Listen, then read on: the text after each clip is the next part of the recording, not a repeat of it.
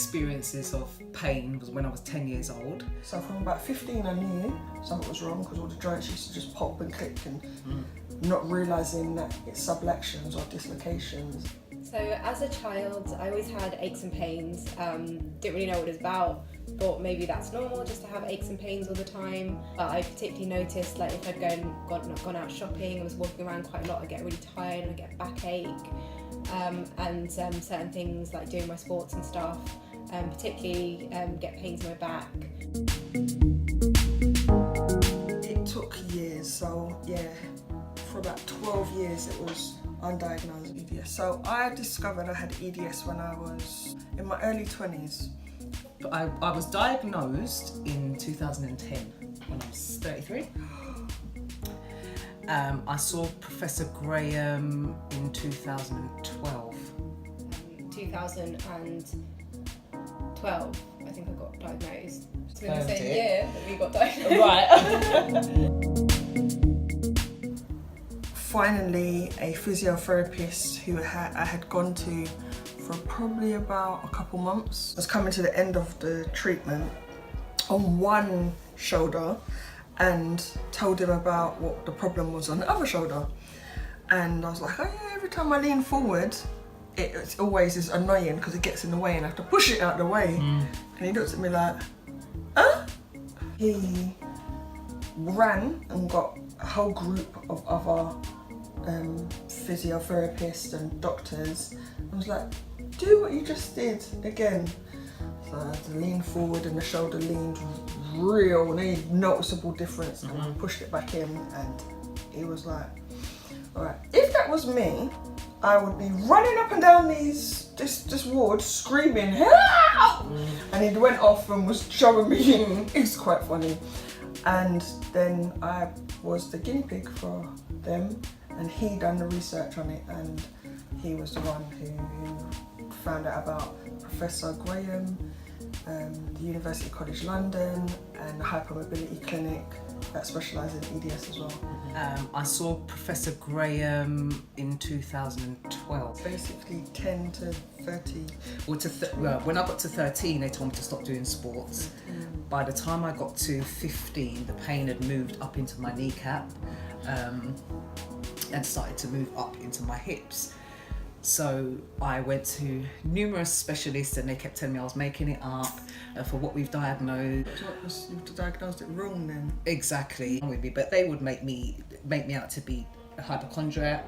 At 17 is when the syndrome kicked in. They did a keyhole surgery on my knee.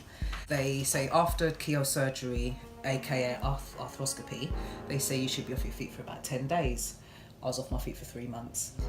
Yeah, the pain had moved up into my hips, my back. So from the age of about 17, I've been using crutches, not knowing. I was just always diagnosed with chronic pain. Give me loads of pills, And then it just went on from there really, and I've just had to learn. That's teenage to 30s. Yeah. That there's not knowing what it is. Yeah. So obviously that affected me with jobs. At that time there weren't the disability laws that they have now. So the minute you tell a prospective employer, well, I've got this condition, there was some reason why they wouldn't take me on. In and out of hospital appointments, physio, I've done physio, I've seen osteopaths, I've seen chiropractors, I've done acupuncture, I've done hydrotherapy, I've tried Chinese medicine, I've seen a nutritionist, I've seen homeopaths, and these are several. I might have seen several osteopaths and several homeopaths, and I've tried looking at my diet. I've tried so many different things. One of my friend's mum, I was telling her about it, and she actually has a similar condition. And she said, you've got to see this guy in this physio clinic near where I lived. And he actually said, oh, I think you've got hypermobility. Go and see this guy, he's a specialist, and you'll get a proper diagnosis. And thank God for that, because I finally got diagnosed.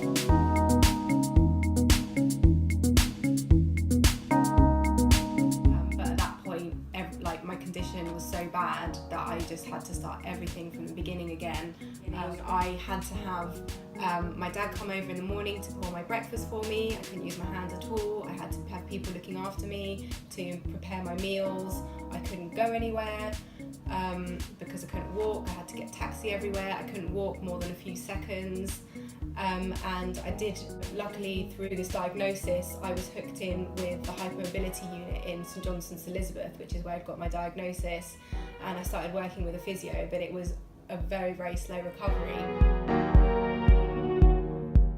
You know, I didn't want to overwhelm my body, so I started the first week. The only thing I was allowed to do was walk up and down the pool a couple of times, and then bit by bit they added more in to what I was allowed to do, and I think I was probably with them for about a year and a half with the same physio, gradually getting better, with the end goal is I wanted to go back to playing tennis.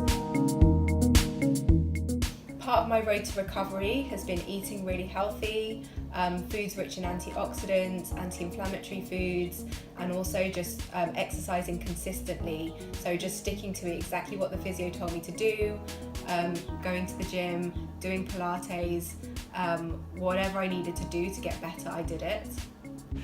So I wanted to ask you, how does it affect you on a daily basis anymore?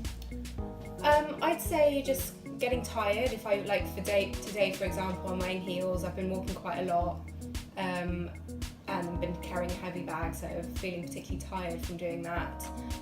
Also, like with my feet, they do consistently ache, I have to say. I don't think I've ever had a day where they haven't hurt. And same like with my shoulder and back, there's varying scales of how much they will hurt. What's your scales like? I mean, they're pretty low. Obviously, when I was first getting treatment, scale was pretty high, but now, you know, it's kind of like 1 to 2 on, you know, pretty low, but it's still there. It's always there. I'd be out sometimes and not be able to make it home, so I end up having to get a cab because my leg would just give way.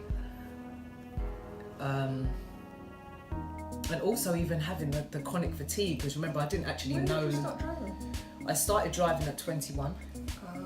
As soon as I was 17, I was driving. Yeah, I started driving at 21. I never, until I think after my second pregnancy, and then not having a car, that really, really made me realise how much I can't. Oh yeah, a car is not a luxury No. for me. Without a car, I am just straight on crutches. Yeah. Me, what my challenge was, because I developed it as a teenager, as a young teenager, and nobody knew what it was, they told me to stop doing all forms of exercise and sport, and I was a very sporty, active child.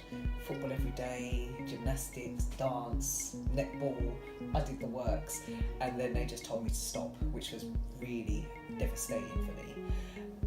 And then, but I've always tried to stretch. I stretch regularly, most days out of the week, and within that I combine a little bit of yoga and a little bit of cardio stuff as much as I can manage. And I've always tried to do that, and I've always tried to go to the gym and do swimming, etc, etc.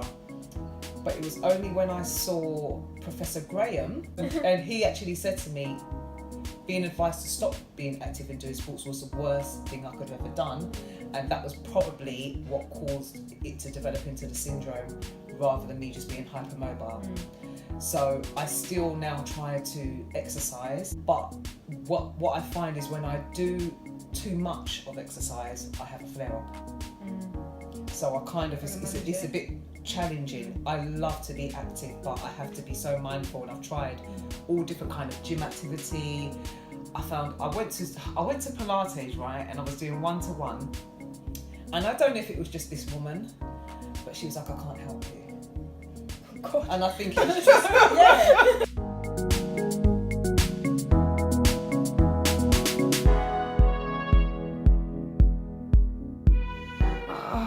Gosh, I have both hands out. I'm like, where to drive home? Well, I'm sure my dad can come and look after you. Come on, boy. Nice. On my eyebrows, I don't want close. No, right, baby. Going closer.